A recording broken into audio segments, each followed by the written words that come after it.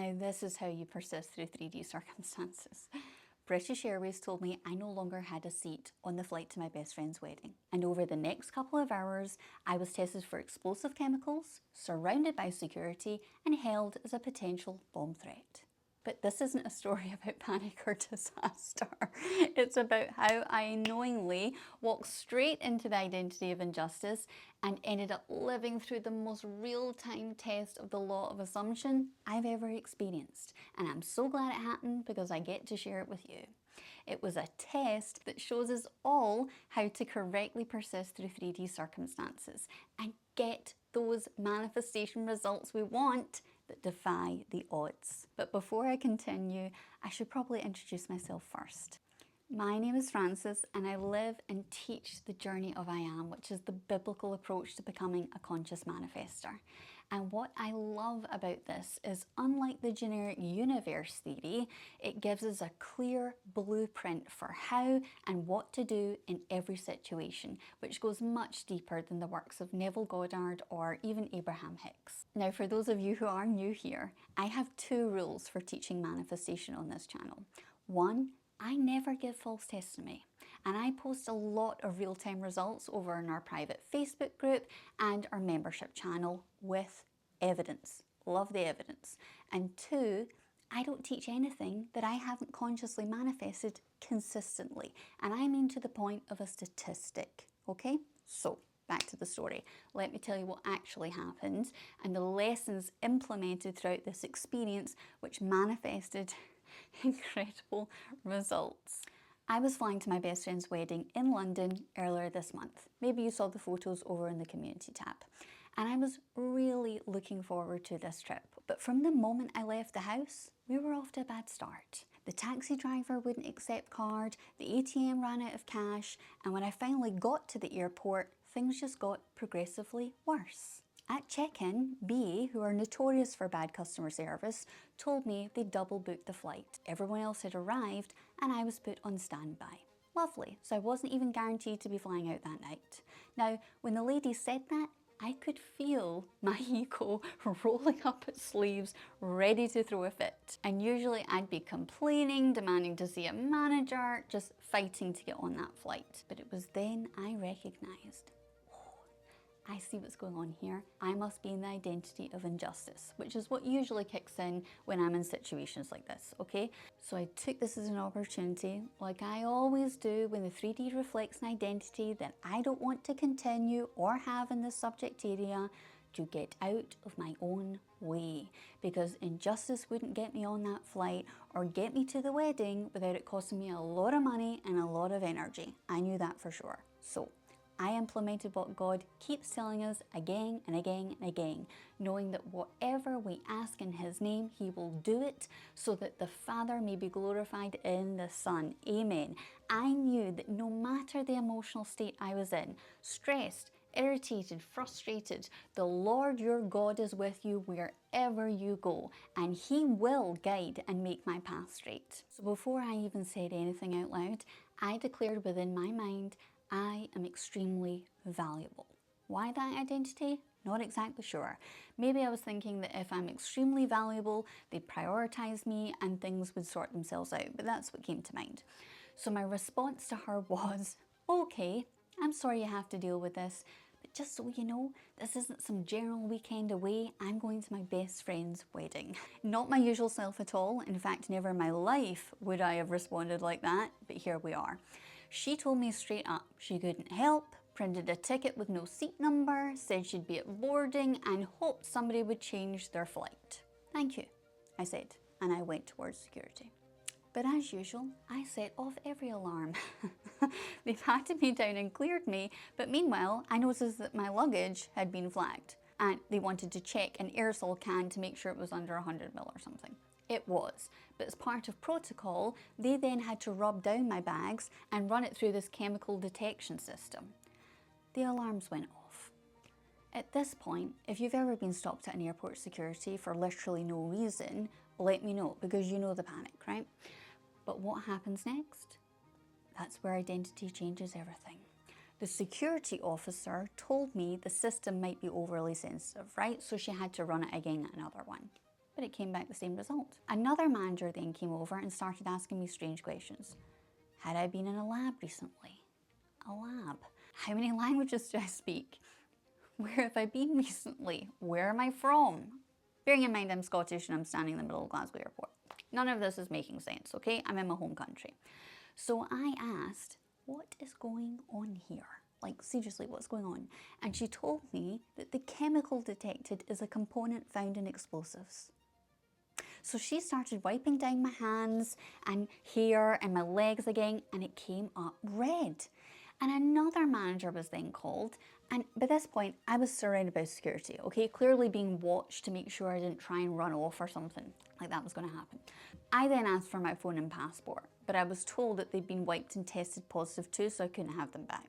But I knew for a fact, okay, that they hadn't wiped the inside of my luggage or handbag yet, because I had been watching closely, okay? So when I said, "Are you sure?" I saw their faces drop, and off they went to quickly rub down the phone and passport, thinking they were out of sight, right? So do you see how this identity of injustice is playing out here? It's like one thing after the other. It's manifested this to perfection, okay? You gotta admire it. God is good. And listen, if this is the part of the story that's already hitting close to home, you're not alone. This is exactly where most people fall off when they're trying to consciously manifest, not realizing that this is the testing ground of faith. It's how the 3D changes. It is the moment you either choose your new identity or get caught up in the identity the 3D is reflecting back to you, which in my case was injustice. So normally I'd be arguing by this point, okay? But instead I declared within my mind again, I am extremely valuable. I was keeping my mind in check. And I knew my ego wanted to get involved, right? But I trust the Lord. He states, let the weak say, I am strong. Not when we're feeling strong, not when we see signs of healing, but to declare, I am strong, regardless of how we feel and what circumstances we face. We have got to stop making the presence of the divinity within us, God's temple who dwells in our midst, Christ who is in you, dependent on a feeling. It makes God, I am a conditional lover, a conditional father, and he is not.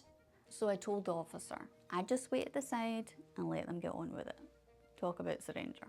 Then they scanned me again, but no alarms go off this time. Everyone was starting to look confused and they kept trying to figure out what had happened. Then I noticed that they started asking me the same questions, like again and again, like each of them taking a turn. But what they didn't realise, obviously, is I'm trained in my mastery, okay? Full transparency. I know the tactics, okay? So I actually stayed calm and just said, thanks for sharing, to these blanket statements, which probably made them more suspicious. Most people would start oversharing under the pressure, right? Because that's what those blanket statements are designed to do. Now, admittedly, this probably didn't help the situation. But anyway, here we are. Now, despite this chaos and confusion going on, the energy definitely started shifting. They started taking a shine to me. One gave me shoe covers so I wouldn't have to stand on the dirty floor. And then they even started apologizing. But I mean, at this point, I hadn't even been cleared yet, which I thought was odd. But anyway, what I didn't do was I didn't start thinking, it's coming, things are changing, there's movement, God's about to deliver the manifestation of I am extremely valuable. I didn't get into the identity of waiting. Too many people do that. They think movement means arrival. It doesn't. You're either in the identity, which is the end state, or you are not. All the signs, the movement, the bridge of incidents are always obvious after the fact, and you use them to keep persevering in that chosen identity, not waiting and not, oh my goodness, it's coming. So, bearing in mind here, we're now almost 2 hours into this ordeal, okay? Very publicly, might I add, when I'm told that the bomb squad police are coming to interview me. Lovely. And that's when I start wondering if I need a lawyer, okay? Because now, in all honesty, I'm starting to feel a bit nervous, okay? It's escalated quickly. That 2.5 hours has gone fast, okay? And this is the only time my ego came out to play. When the police arrived, I asked if I needed a lawyer. And the lead officer gave me this predictable, condescending line of, why, are you planning on telling me you've done something wrong? And without thinking, I reacted. And yep, this is where I slipped. Proof that persistence doesn't mean perfection. It just means noticing quicker and choosing again. And I said, oh, we're not playing that game, Mum. I'm a British citizen and I am entitled to ask whether I need a lawyer present. And in this tone. Because I wanted to shut that nonsense down real fast. Now, they were taken aback by this, okay? Because I went from calm and sweet to, I think not, real fast. And that's my usual, what I call lawyer attitude. I know my rights and I'm not falling for coercion tactics, thank you very much. I'll play along, but I won't be made to feel like I'm guilty over something I didn't do. Anyway, she said I likely wouldn't need one, they just need to run checks on my passport. Great, but as soon as they walked away to do that, that's when I clocked it. I'd aligned with the 3D again.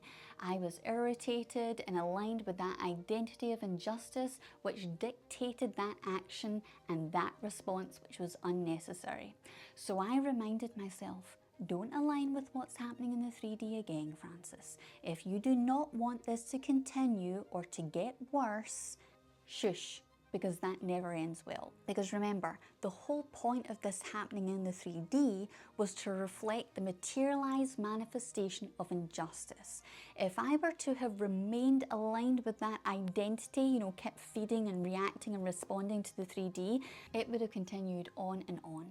But Jesus taught us a profound lesson, how to be in the world, but not of it. It means we can observe and interact when required, when inspired with the 3D, but we don't have to identify with what is happening.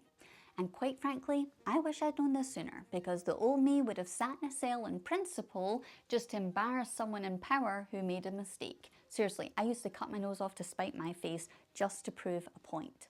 What a transformation. Like that alone, worth it, okay? So I recognise I had become the identity of injustice again due to the nerves, but then I remember James 1:3-4 says, because you know that the testing of your faith produces perseverance, let perseverance finish its work so that you may be mature and complete, not lacking in anything. Amen. So I choose again in faith. I am extremely valuable. And it shut me up. And moments later, the tone completely shifted again, right? The police and security started throwing out theories. Hairspray, dry cleaning chemicals. They didn't know why this had happened, okay? Everyone was perplexed. And I was hardly going to say, well, this is because of the identity of injustice. So I was zippity-zipped. But now they were asking if I was okay. Treating me kindly, coming over every 5 minutes to apologise, and this is all protocol and hope you make your flight, which at this point I had honestly completely forgotten about because I had no phone or watch on me, okay? So I didn't know really until the guy said what happens next, what time it was. Eventually, I then got my passport back and I was cleared. After all that, they just let me go. Nothing. On you go. Wish me a safe flight. But then came the real shift.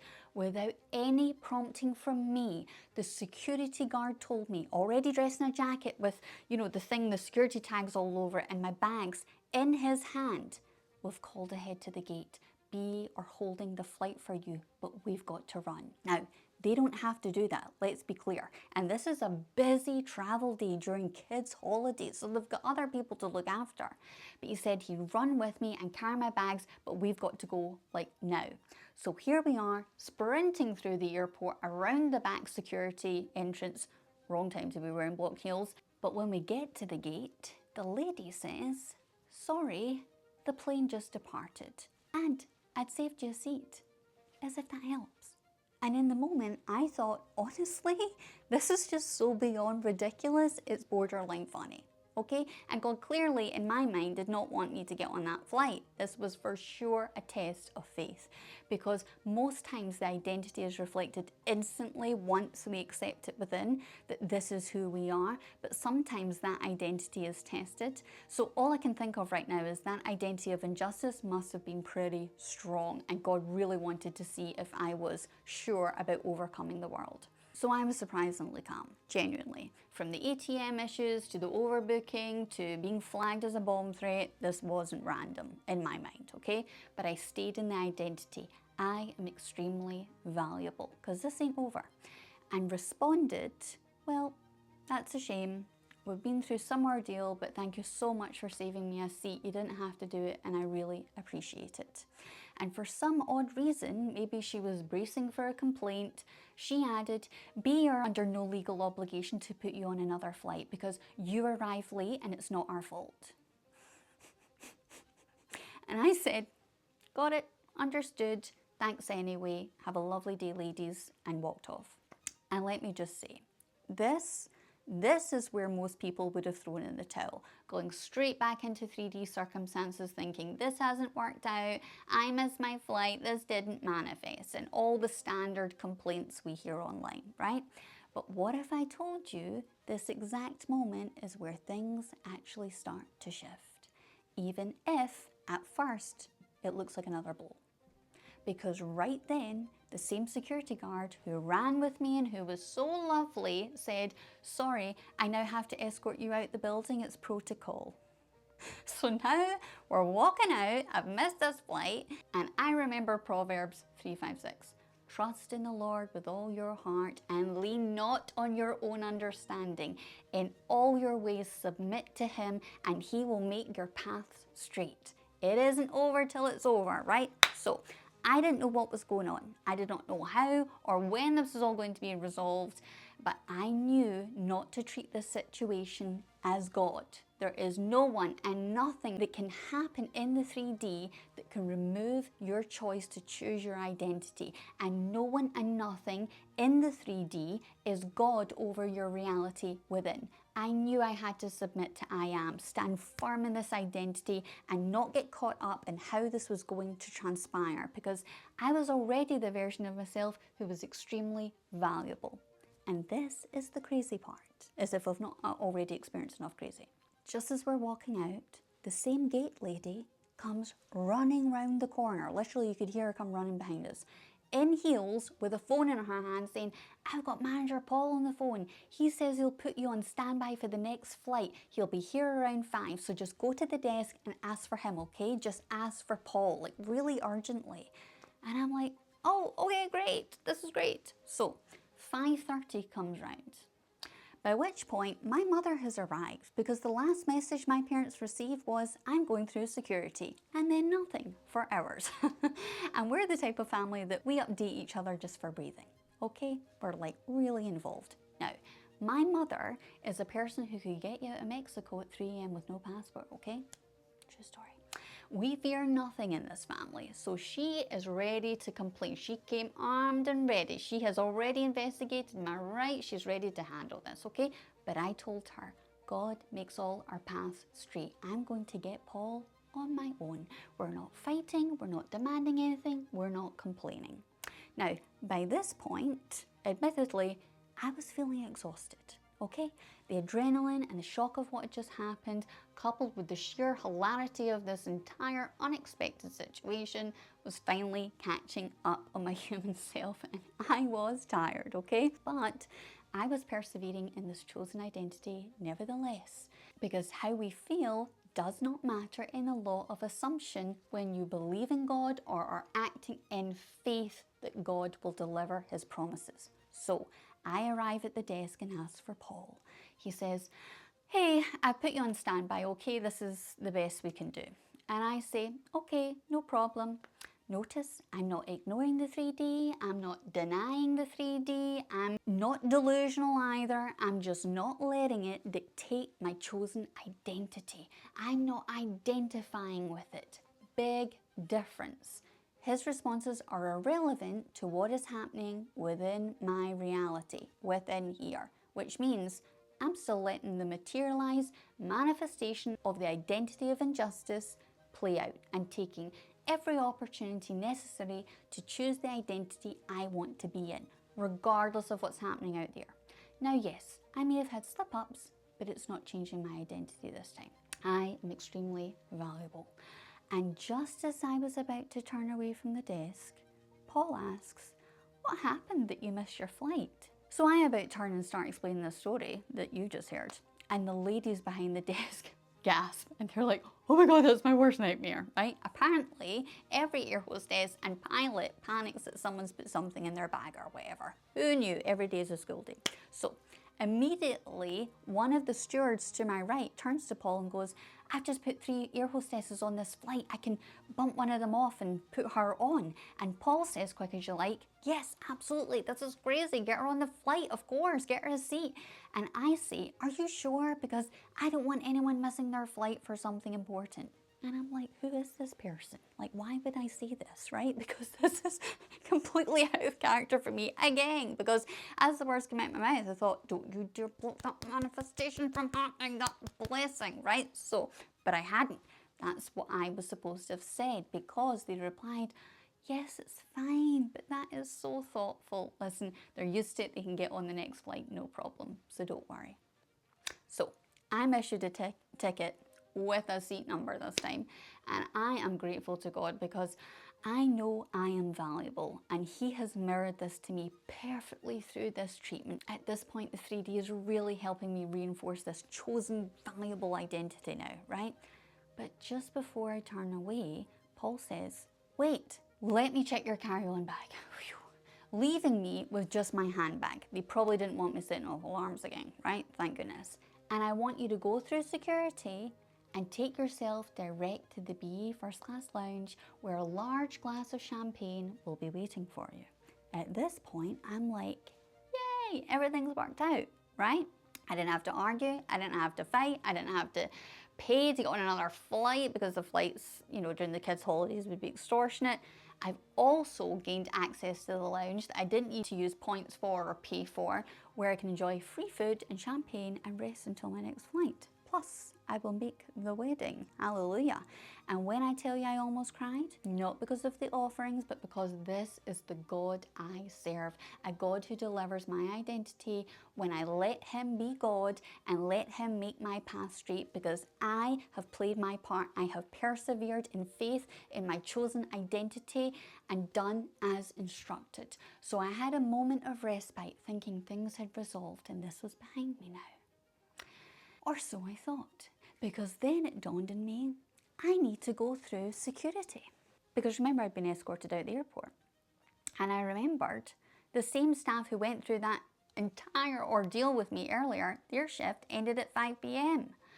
Now, Glasgow Airport is so small that by the time I actually arrive at security, the entire airport staff knew what had happened, okay? So I leave my mother behind, who's overjoyed at this stage and thinks this will make a great video. She was right. I have then videoed this ordeal to my friends in this wedding group who thinks this is just nuts. And thank goodness I did, because I have evidence for this video. The security lady was like, oh my God, are you okay? We heard what happened. Just come right through and head up to that line there. And thankfully it was like dead out there, right? All the flights had taken off. So I go through the scanner and I don't beat this time. But my handbag sets off security.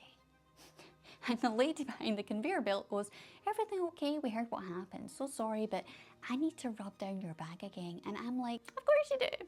I'm like, okay. And in my head, I say, God, you are good. You have a sense of humor. And I am so blessed for this test of faith, because I am still extremely valuable, but it ain't over. And I kid you not, the security guy, the one that ran with me through the airport, sweet as pie, who ran with my bags and then escorted me back out the airport, he stayed for me. He came bursting out the doors like a white knight and said, she's fine, we've been through enough security, just let her go. I mean, at this point, I've been through enough checks to live in the Vatican, right? So he was like, just let her through, and she did. And when I got to that lounge, the lady at the desk met me with a phone charger and a glass of champagne and said, you are so lucky Paul was on, because that would not have happened. We all know B are just horrendous now. But of course, she didn't know what I knew. And then I proceeded to be smiled at by a UK celebrity whilst I ate and enjoyed my time before my flight. And I was like, yep, I am extremely valuable. Look what they've done. I and the Father are one, but the Father is greater than I. choose that identity. We are commanded to walk by faith, not by sight, not to allow the 3D to dictate who we identify as in that moment, because God gave us true freedom of choice. Whatever you decide, whatever you declare in His name, He will deliver it if we just play our part. Keep choosing Him in all circumstances and in all feelings. And if that doesn't teach you how to persist in 3D circumstances, I don't know what will. My one-to-one booking and programs are now reopened. Thank you for all the likes and subscribes and comments. I can't wait to read your thoughts on this experience and discuss it with you. But now, because I'm getting so well versed in this and what God expects of me, I sort of welcome the 3D to kind of bring it on, because it gives me such good practice. And here's what YouTube thinks you should watch next.